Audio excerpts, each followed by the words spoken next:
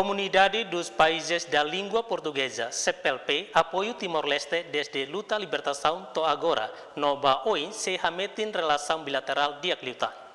Questão nehatohusi embaixadora designado CPLP, Laura Abrantes, jornalista banghira remata simu pose husi Presidente República, José Ramos Horta, e a Palácio Presidencial Bairro PT Quartane. Niadehan CPLP ni apoio ba Timor-Leste desde uluk. No agora ni assumi cargo no dar embaixadora, continua hametin relação diak bawin.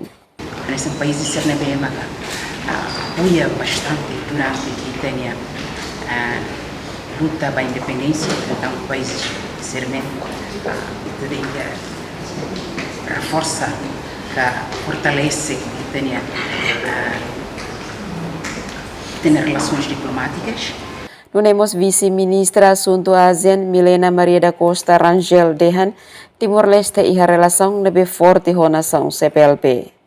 Itu bos ratena itu faz parte da organização CPLP nesse país de língua portuguesa e nós itu relação forte que temos com Cuba e cooperação existente entre Cuba e Timor-Leste e várias áreas, incluindo saúde, educação, no nosso Emerenciana Pinto, STL News.